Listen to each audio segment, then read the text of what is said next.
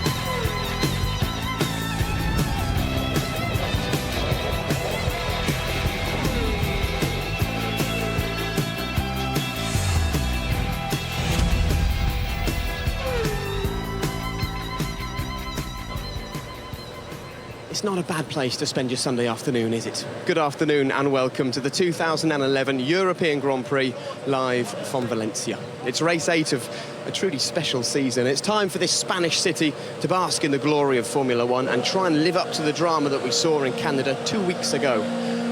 No pressure then.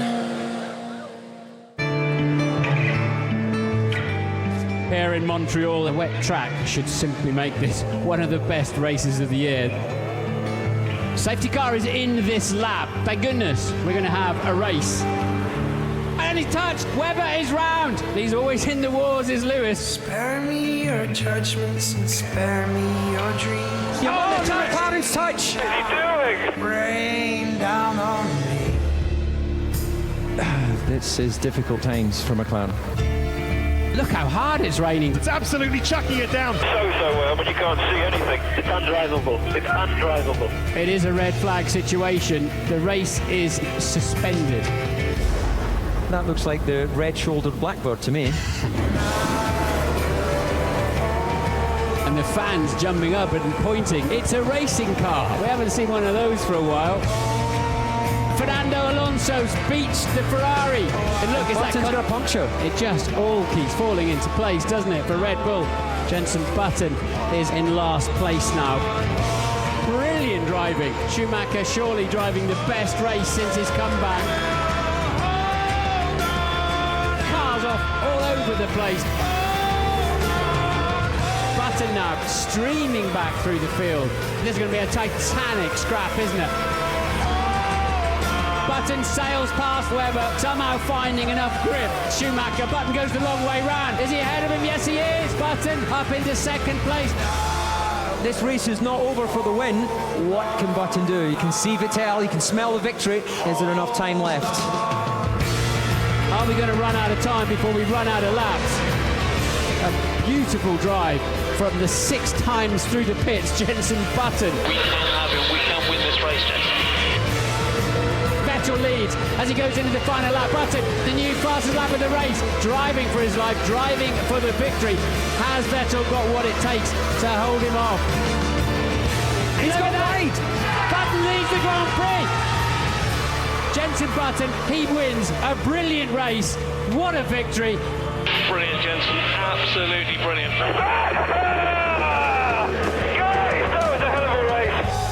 We see Vettel finally cracking. He's made a mistake. Surely the greatest Formula One victory of Jenson Button's career. It really was quite something, wasn't it? Indeed, it probably was the win of Jenson's life. In fact, it was one of the races of our lifetime. And what do this team do once they've achieved such glory? Do they sit back, relax, reflect on it?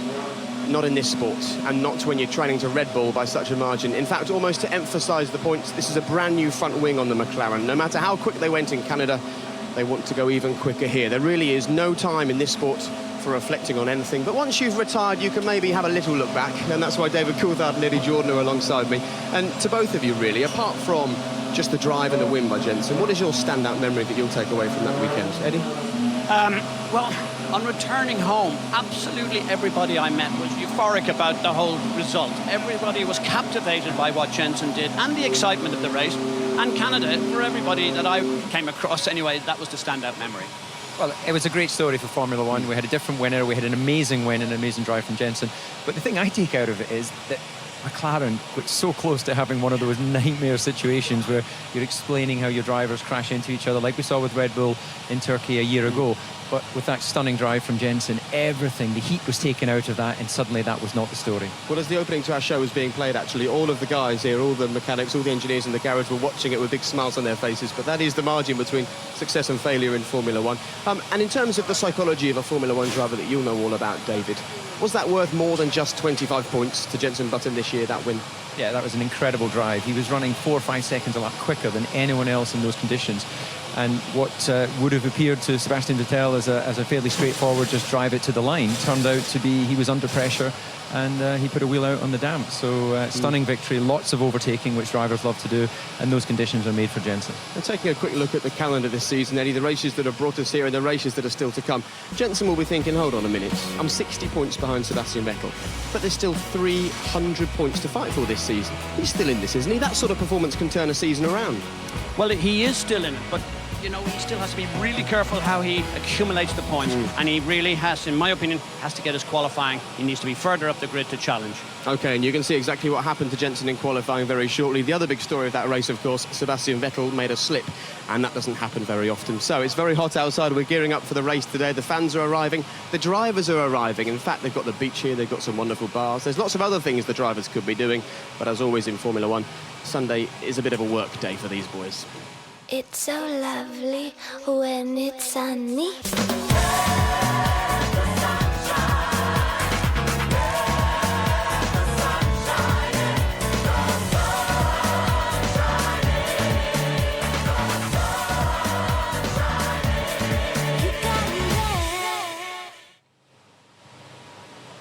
So the drivers are all in the house. Well, let's go for a bit of a walk and give everybody at home a chance to see this beautiful sunny circuit. The track temperature yesterday was getting towards 50 degrees in the evening, so that's why both of these boys will be frowning at me when I bring them out here into the sunshine.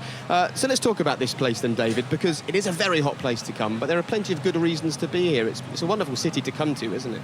It is. A lot of money's been spent developing this facility, and where the actual Grand Prix track sits, this whole area was developed for the America's Cup. Then once they had that facility, they thought, well, what else can we do? And they created this Grand Prix track that goes around the port, very clearly displayed there. And you can see we're looking at one of the straights, as we would call it here. It's not actually straight, so that's going to make it very interesting today with the use of DRS, because obviously the cars are going to be moving from one side of the track naturally, taking the racing line. And it keeps it very slippery, doesn't it, this kind of circuit that's used temporarily?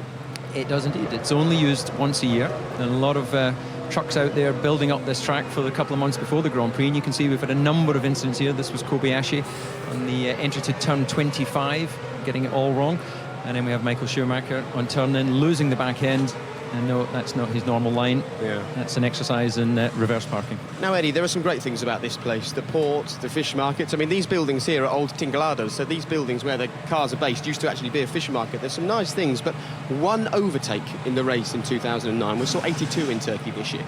This is a real test for the new regulations, isn't it?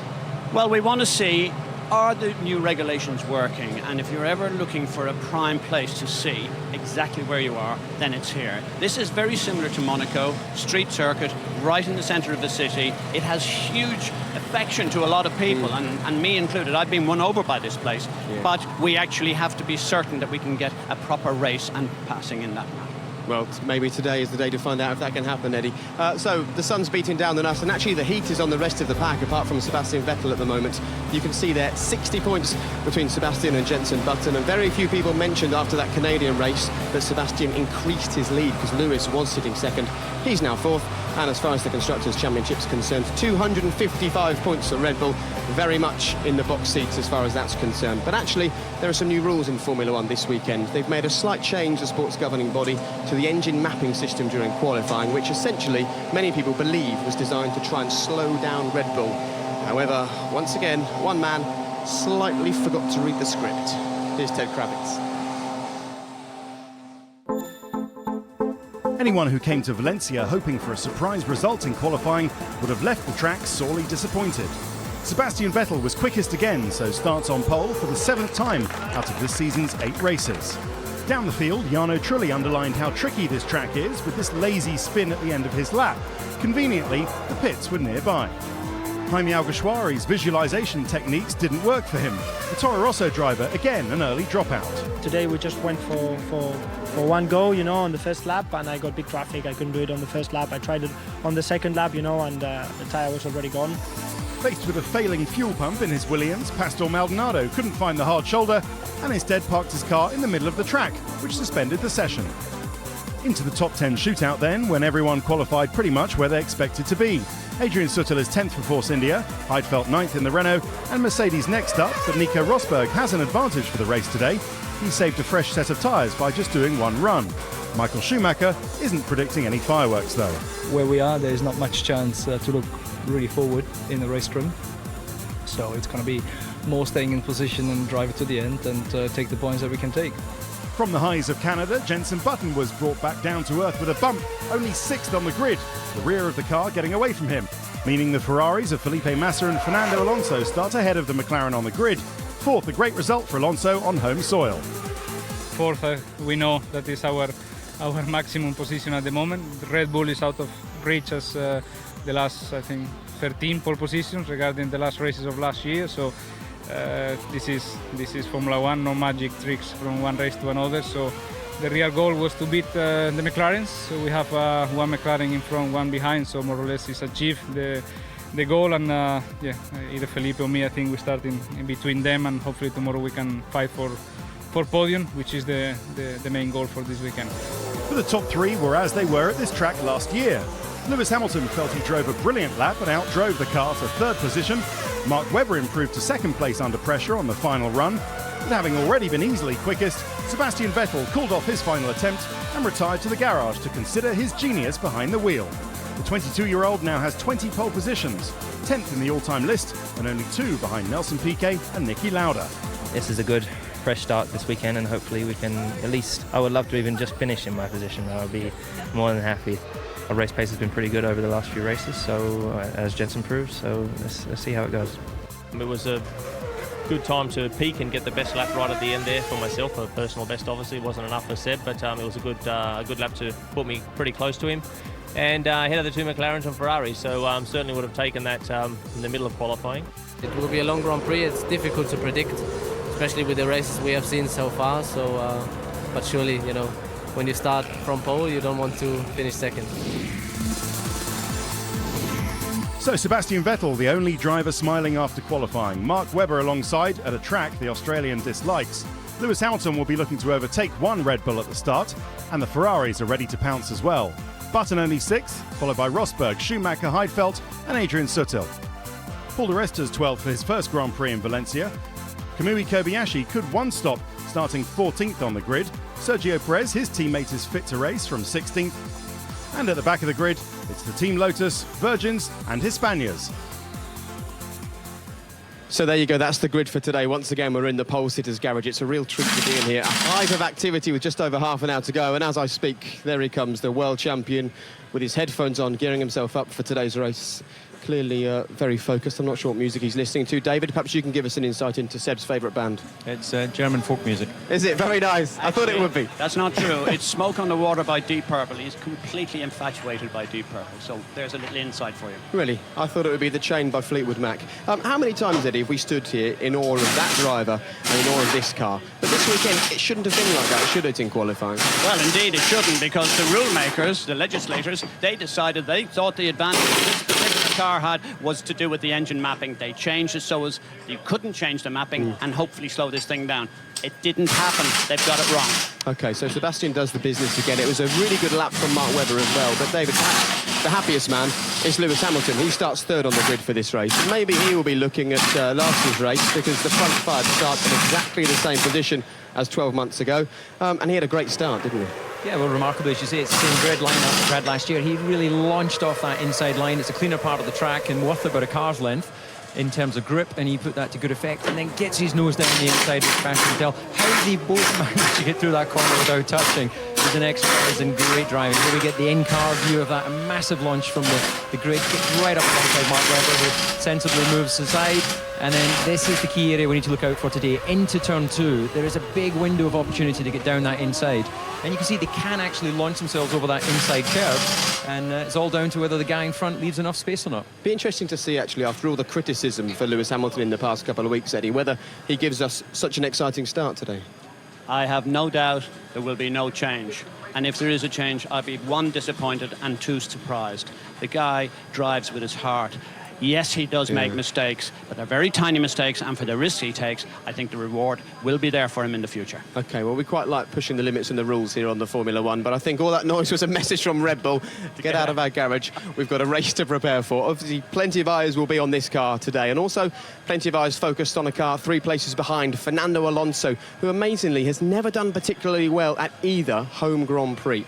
However, everywhere he goes, he still has Fernando fanatics following his every move, as you can see right now. And one of them tends to be our very own Lee Mackenzie.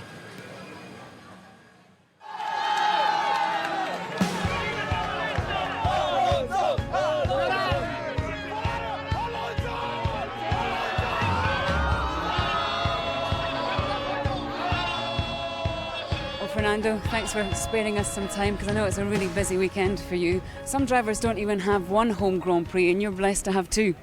Yeah, it's good news for me. Obviously, I like to race in Spain. I like to see all the fans sharing this love for Formula One, and it's my sport, has been my life for the last 20 years, and now racing in Spain 2 times is good for them, and to watch these cars is something unique, and we need to make the best of these years, because we never know when we will have two Grand Prix in Spain. Maybe it will be for a few more years, or you never know. So we need to maximize this time. And just what is the Alonso mania, I think they call it? What's that like? Because Formula One has really been helped and given a boost in this country, really because of you.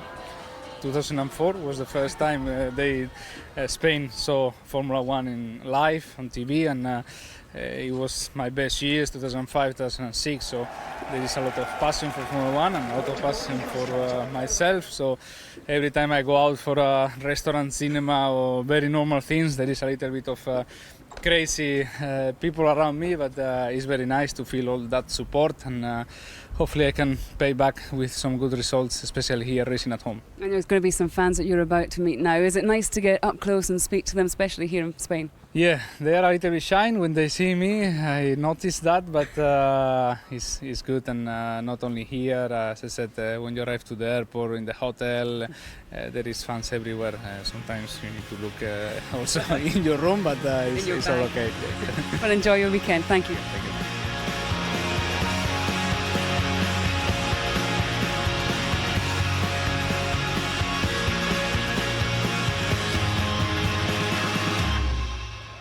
The poor guy has aching wrists each weekend, and that's before he starts racing the car. And the star attraction is in the Ferrari garage at the back, sitting on his chair. He's just putting on his gear ahead of putting on his helmet. So on goes the balaclava. Eddie, Fernando Alonso there, who's busy thinking about this race and not the fact that he's 92 points behind Sebastian Vettel.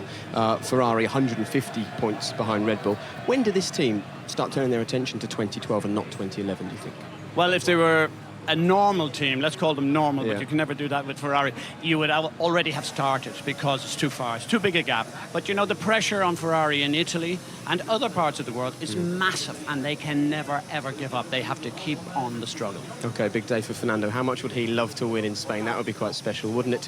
And what about Jenson Button? Well, he starts from 6th on the grid today, which means he'll have to overtake a few people if he's going to do the business. Here he is making his way to the back of the garage. However, a few overtakes won't face him. He managed to overtake 14 cars in the final 5 laps in Canada, a race that I think he'll be rewinding and watching again and again.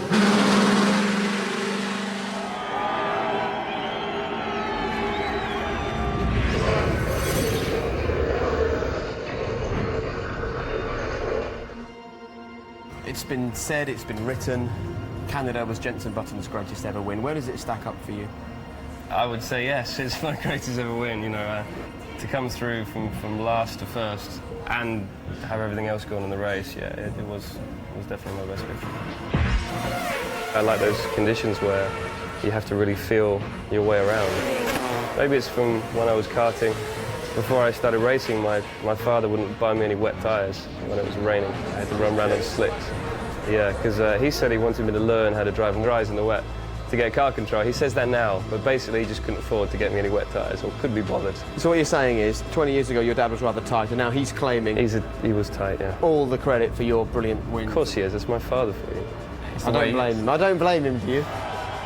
Well, you may have been inside the car, but one of the best seats in the house was for the millions who stayed up till 10:30 at night to see the victory. So, would you like the chance to see what they saw and relive some of the best moments? I'd love to. It's my first chance to see it. Really? Yeah. OK, well, it's not the full 4 hours, 4 minutes and 39 seconds. Okay. You'd be glad to know. OK. This is just the highlights.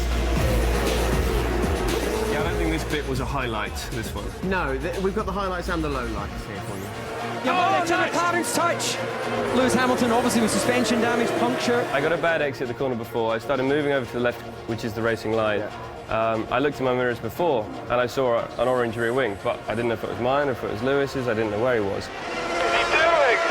What was he doing? Was what you said.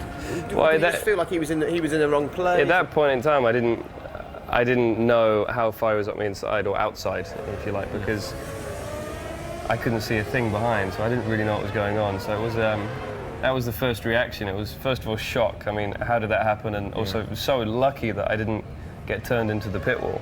There's no credence to the rumours that Lewis has come up against you a few times this season and put a couple of slightly cheeky passes on you almost and gone off. And it wasn't you laying down a marker and letting your teammate know that I don't want to crash, and I don't want to. You know, I was lucky to get away with it, you know, to not actually have any damage. I actually thought I had a puncture, but I didn't. Yeah. To get away with no damage from an incident like that is very lucky, and I wanted to go and win the race, so yeah, I wouldn't do anything like that.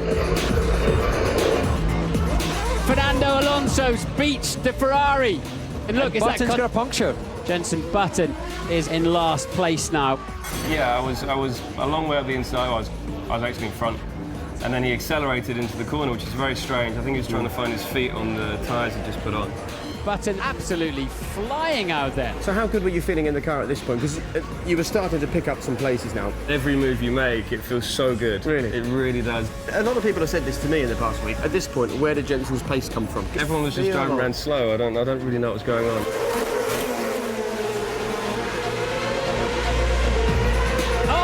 Nearly lost it. Webber, Button sails past him, somehow finding enough grip. How close was this to being a big accident? It doesn't look so bad, but it's a lot worse than that, because I saw him get the oversteer, so I had to flick the car to the left onto the wet part of the circuit, and it was just floating on the wet surface. But that was a big moment, actually. Yeah, it was. I had that real sort of hot feeling, really? That buzz, and then up behind the 7-time world champion. Schumacher's looking in his mirror. Button goes the long way round. Is he ahead of him? Yes, he is. Button up into second place. I didn't know if I was going to get past Sebastian in the last lap. We can have him. We can win this race, Jenson. The aim was to aim it just right so they could get him on the DRS and on the back straight, but pushed him into a mistake. I think Vettel's got wide. Yeah, he's got wide. Button leads the Grand Prix. He wins a brilliant race. It was nice to see him crack under pressure or make a mistake under pressure, and I think Formula One as a whole, and I think a lot of fans wanted to see that, and it was good to see that. And I think we need it as a sport to see that. Were you starting to think he wasn't human? No, didn't think it was that looking like that though for a while. It was not. I mean, don't know. It's true. Yeah, it was an opportunity to see that, like everyone else, he can make mistakes. Yeah. Hopefully, if we can pressure them more this season, put them under pressure, we'll see some more of that, and we can take the advantage. So when you tell us you can win the title, that's not just PR speak for the cameras. That's genuine. It's definitely genuine. An amazing race, and we were so happy that so many of you could join us for it. So less than half an hour to go, which means the pit lane is open. It might be a little bit loud for the next few minutes, but it's good for the crowds. As Kamui Kobayashi goes past me, who've all got their cameras out ready to take photos, and perhaps they'll be taking another photo of Jenson Button today if it rains, but the chances are slim. There is something, though, about Jenson. His first win came in strange conditions. The 3 wins for McLaren have come in wet, dry conditions. He's good in that sort of thing, isn't he? he has that feel. It's a natural talent that he's got, that he's able to find the balance. And he talks about his father not giving him the tyres. In actual fact, in hindsight, it was probably the best little lesson that he ever had. Yeah, and as far as the teammate-to-teammate moment was concerned on the track in Canada, I mean, sometimes we've seen these kind of things produce World War III within a team, but it seems to have been dealt with quite well by McLaren. Well, they got the dream result. They won the Grand Prix. Had that not been the case, then I'm sure that would have carried on and been the story after that event. But they had the 2-hour window, of course, when we're sitting there with red flags. But look at the replays, and as we see the run off the corner there again, Lewis clearly had a bit more speed. But anyway, that's part of the history books now. It was a great win for Jenson. OK, and you know what it's like, of course, to tap your teammate, because you and Mika Häkkinen did exactly the same thing. What kind of thing gets said after an incident like this in '99, David? Well, this was 100% my fault. I went for a gap, but I was hoping he would brake early. He didn't, and it was always going on for the moment. I hit the brakes, and of course, for the team that wasn't good. I went on to finish second in that race, which I did insult to injury. And yeah, what can you do? Don't do it again. Did you apologise to Mika? Of course. Yeah, it was my fault.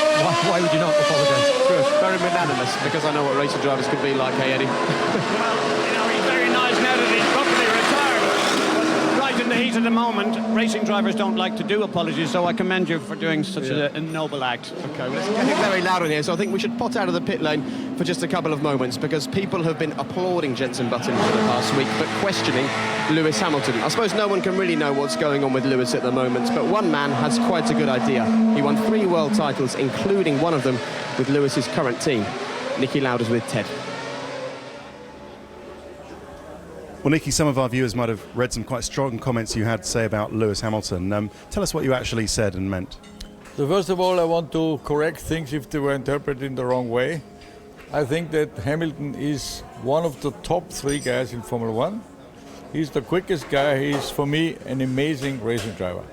What I criticized him on was in Montreal, attacking his teammate between the pit wall and Jenson's car, where unfortunately he had to stop, and lucky enough, Jenson could finish the race and even win it. This I criticized, to attack the teammate so hard that both might have stopped, and then for McLaren nothing would have happened. This was my criticism, and I say again, he's the best guy today. If he in the right moment would ease off a bit and get the points he needs for the championship. And this is what I criticize. If you want to be world champion, you have to collect points, and now for 2 races he has not collected points, so I hope he will do today. I think he almost had a mindset of, I'm an overtaking driver, therefore I must overtake, and didn't think of the long view. Yeah, but I can tell you, between racing drivers, I've been one, and I know that Lewis is aggressive. So some guys will be frightened when he turns up in the back, the slower guys. So they move over, and this is happening in Formula 1. But if you want to make your point as a racing driver, like Jenson has to do, he should not move over, because if he continues to move over, then Lewis will be gone and he can never think of winning races again. So between racing drivers, there's very hard work. Some guys he knows will move, and Jenson did not move. And I think Jenson didn't even see him when he attacked him there. So with Schumacher was the same thing in the past, or is still today. When Schumacher turns up in the back, everybody knows there is no compromise. But if you let the thing happen, then he will drive through the whole field and win, and nobody wants that. Thanks very much, Nicky. There you go, Nicky Lauda echoing pretty much everybody's thoughts. They want to see Lewis Hamilton continue to be as exciting, dramatic and as brilliant to watch as ever. And David, before you disappear off to the commentary box to call another race that's brilliant, hopefully, Lewis Hamilton, he tends to bounce back from difficult weekends with good performances, and he looks like a very driven young man here, doesn't he? Well, he does indeed, but the problem is he's just not got the quick enough car. If he was starting on the front row, he wouldn't have any of these incidents and accidents. He'd just be driving off in the distance. So, you know, we're obviously analysing the decisions he's making behind the wheel, but the focus has to be, and I'm sure it is, for McLaren to deliver the fastest car. Yeah, it's funny that Vettel's not hitting anybody, is he, at the moment? OK, right, David, off you go. Thank you very much. Nice to see you. Good luck in the commentary box today. And while David makes his way upstairs, I suppose around here people could hang out on the beach, they could hang out in the city, but the thing to do is to come down here to what was once a fish market and watch Formula 1 cars flying around. It's a great place for the fans, and the weather's not bad either.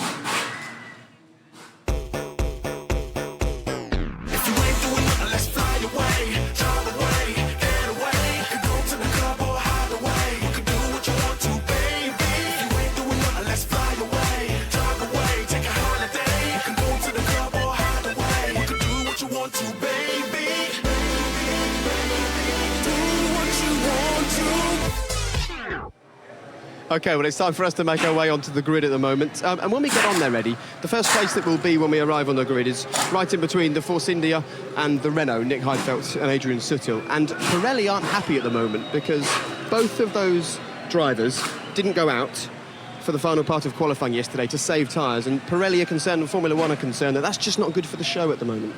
Well, the rules are there, and people circumvent rules to their best advantage. And if it's there, the teams are within their rights to do whatever they can to give them the best chance of picking up points.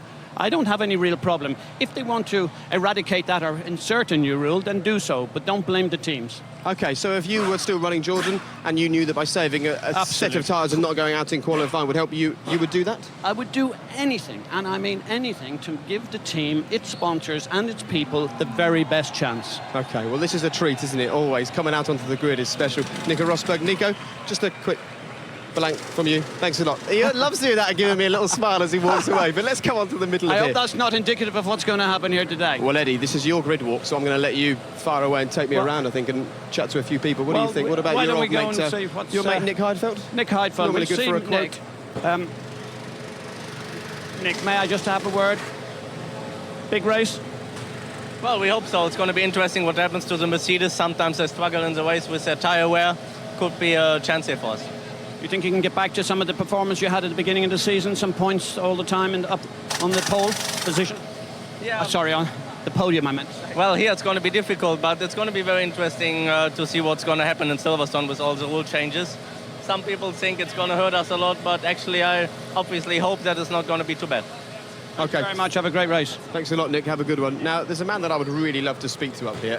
We're here at the European Grand Prix. This man, Eddie, picked up a couple of European Cups in his time with Forest. Trevor Francis, the first £1 million player. I'll tell you what I'm interested in, is what he thinks of the current earnings in Formula One at the moment. Trevor, would you just have a quick word for the BBC? Nice to see you.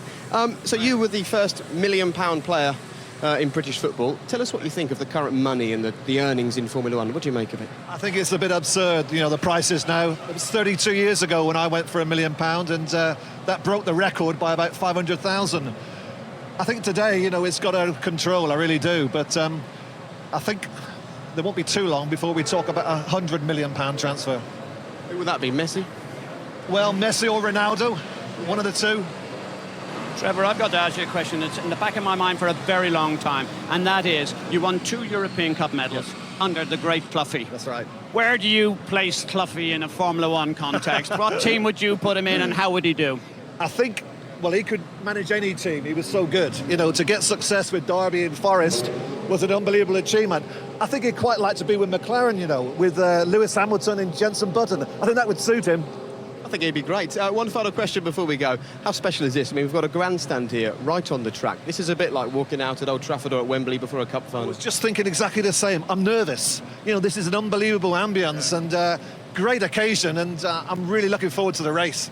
Okay, well, you're lucky to be here. You'll get lots of emails asking where you got the pass from after this. You know that, don't you? Don't worry, he was a legend. 50-odd times played for England. Why don't we go over here? Because I think there has been a bit of an upside on the Force India team. Yeah. And we haven't seen Adrian Sutil for a while. Let's see, can we try and sneak in here? He's got a very special pair of glasses. Let me have a look.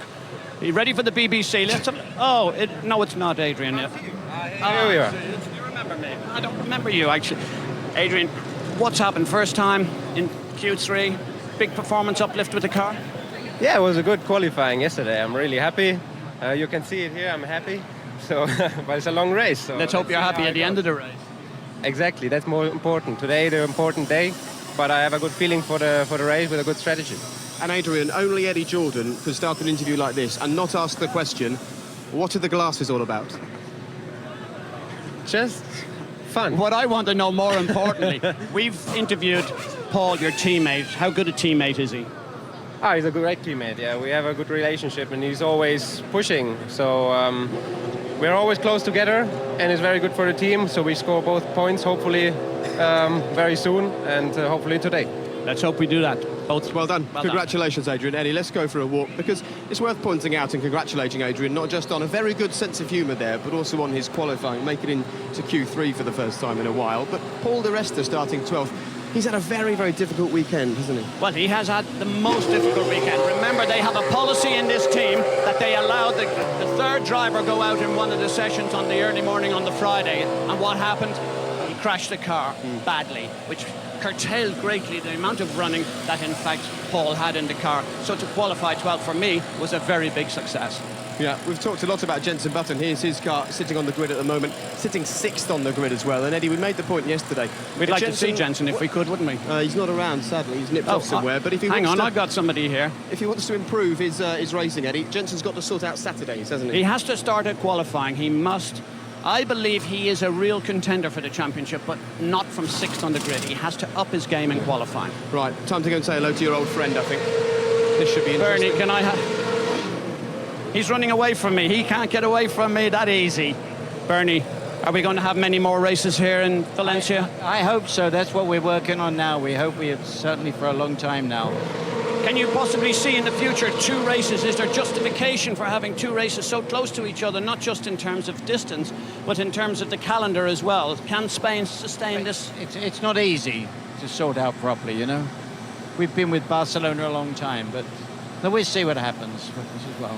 When you say we've been with Barcelona a long time, that almost makes it sound like you're saying Barcelona have been with us for long enough. No? How do you mean? Do you think that Barcelona's had its time? Can you support 2 Spanish races on the calendar? I don't think so, really. I think, you know, we have to see if how we can work things out. Okay. And lots of talk about the US Grand Prix. They've been good for us, and here's good. It's all very new, so it's super. Yeah. Your view on the racing bar last week in Canada? Wonderful race. They all do. I hope this one's like that. And Placido's here. Well, let's have a quick word with them. God. Placido Domingo, a true legend here on the grid. Hi. Placido, wonderful to see you. Thank you very much. A long-term fan of Formula One? Always, since '77 and even before with the Carrera Panamericana in Mexico, many years. Okay, so tell us where you think Fernando Alonso sits then alongside the pantheon of great drivers. I hope that the championship it goes better. You know, I hope that people like Fernando and other drivers they start to win races. You know, I know the extreme power of Red Bull, but let's see. I noticed that I saw you before the start of the parade lap here earlier. You were with Fernando. Are you a guest of Fernando's here this weekend? Well, I think that he's looking forward so much, you know. I mean, he would like rather to be in the pole on 2nd, you know. But 4th is not bad, and I hope that for me he's a great champion, and with Ferrari, and I hope that Felipe is on it. And I also hope that it is only a safe race and a clean race also, you know. So you're a Ferrari fan then? Yeah, at this moment, yes, very much. Do you have a Ferrari? Do you have a Ferrari? No, I don't have. I'm sure anyway, great pleasure to meet you. I will, okay? Placido, lovely to chat to you. Thank you very much indeed. And Placido actually spends a lot of his time in the States, so I'm sure that he would be keen for a US Grand Prix. Now, we were going to head and speak to Felipe Massa, but he's not about. Actually, Eddie, Jenson Button's your man, I think. Go on. Jenson, 1 second. Can you repeat last week? 2 weeks. Can I repeat 2 weeks ago? It's a little bit different conditions today, but I haven't made it easy for myself down in 6th, but we can have a good race from there. And, you know, with the new DRS zones here, I think it's going to make for some good racing, isn't it? Now, Jenson always gets the plaudits when we're on the grid and when we're chatting to him, but this is the man that really makes the difference to a World Champions weekend. Isn't that right, JB? Yeah, come on, he's good with the microphone. Give it to him. Okay, so this is Mikey Muscles, called so for the obvious reasons. I've got to go. No, just... He's got to go and keep Jenson dry and out of the sunshine. There's not going to be a lot of rain here at the moment, though, is there, Eddie? Well, we talked about why, you know, 6th place in normal circumstances is a very good qualifying, but to win the race in these conditions, it's just a step too far. OK, well, let's just turn around and give you a little look at the rest of the grid, and we can see we're right behind Lewis Hamilton's car. He put on such a show for us last year. He put on a fantastic lap in qualifying yesterday, Eddie. Standing here, looking down towards the start of the grid, soaking up the atmosphere, the huge grandstand on the outside left. What do you expect to happen at the start of this one? Well, there's a lot of I hope he doesn't change. This recent criticism of his driving style, I mean, that's why I turn on the telly. I want to see him drive like this, and the same with Kobayashi and those aggressive drivers. And we heard what Niki Lauda had to say. This, for me, is something special, and we can always be assured of something really dynamic from this man, and I just hope we can do it here this weekend. Sure, well, it would be lovely to grab hold of Lewis, but sadly he's not here. And finally, how different are these grids to the days when you were running Jordan? Because they're pretty frantic at the moment. I'm sorry, Jack, I didn't hear that with that last noise. What changed? You were looking at something else. No, I Is this similar to your day when you were racing with Jordan, these grids? I don't think it changes it because, you know, the teams, they haven't got a clue what's going around. They've got peripheral vision. They are just completely and absolutely focused on what they need to do. And everyone in the team is totally in one area. How can we get the best start? How can we get the best result? Nothing else matters at the moment. Okay, that's what's running through Lewis Hamilton's mind at the moment, particularly when you consider the speed with which Sebastian Vettel set the pole time here. The first man to dip under the 1:37. Let's ride on board with him for what was a pretty special lap to take pole position. The 3.3-mile Valencia Street Circuit. Sebastian Vettel's on pole yet again. Let's take a look at that lap. A very slow entry into the pit straight. The stopwatch doesn't begin until he crosses the line now. Up to 180 miles an hour through turn 1. Simply an approach zone for the braking area of turn 2. Down to just 60 miles an hour. Didn't quite hook up with the apex curb.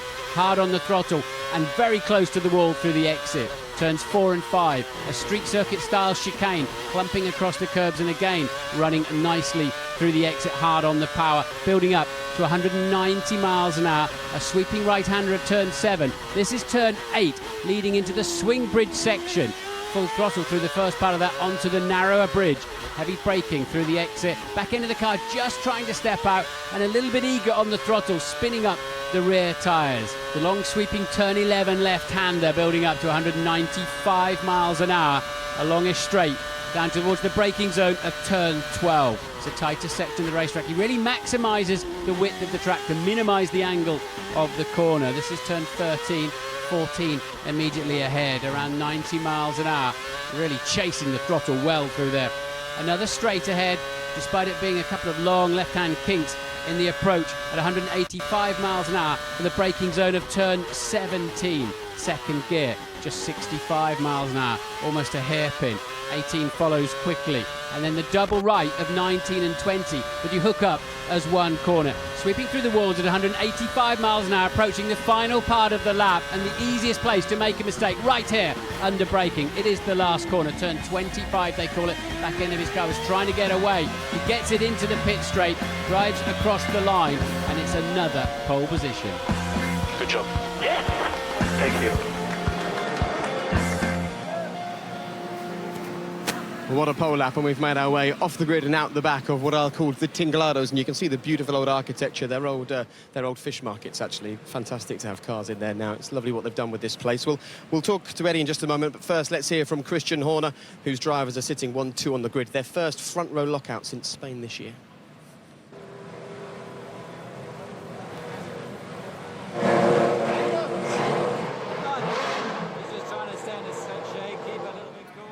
And sadly, just as we wanted to hear from the team boss at Red Bull, we couldn't do that, which is a real shame.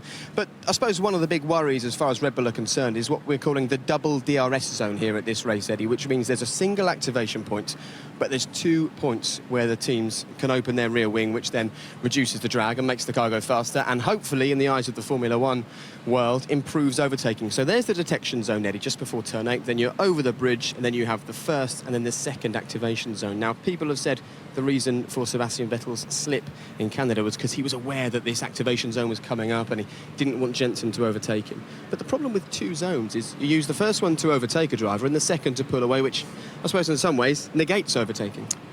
I have a slightly different view on that. I think you will see Sebastian Vettel, if he makes a decent start, or whoever leads into the first corner, making virtually a qualifying lap, because he will want to make sure he breaks that 1 second marker. If he can break that, then it's going to be so much more difficult, because they're not going to be able to be allowed to be in the zone to activate it. So if I was the driver on pole position and I was making the move, I would do everything in my power to make a big start here. OK, well, here we are, back live on the grid. There's Rubens Barrichello, who, of course, won here for Brawn. Vitaly Petrov starts from 11th, but I just do want to talk about Red Bull trying to extend their advantage over the other teams. They've not been as quick in race trim, and McLaren have said they've got more downforce, they'll look after their tyres better. Lewis and Jensen both very confident that they can do something here. They have, and they've brought different wings. I think they've a new upgraded rear wing and indeed a front wing, which we talked about earlier. I think McLaren are still in this fight. I think they are pushing very hard. Sadly, for me, I don't see the same initiative coming from Ferrari, and that's a worry. OK, well, I wonder what's going through that man's mind at the moment. He wants the perfect start. he wants to do something to get in front of his teammate, doesn't he? OK, this is it then. Canada was pretty special, wasn't it? But it's now time for something completely different, from the high-speed, washed-out Canadian Grand Prix to the tight twists and turns of the sun-drenched city circuit. They say opposites attract. It's time to find out. Alongside Martin Brundle and David Coulthard, it's time for the 2011 European Grand Prix, live on BBC One and BBC One HD. Sebastian Vettel is sitting on pole, but trust me, there are 23 men right behind him, ready to beat him to the checkered flag. Let's hope this one can live up to 2 weeks ago. Hey, what's up, BBC? So you wanna be a rock superstar and live large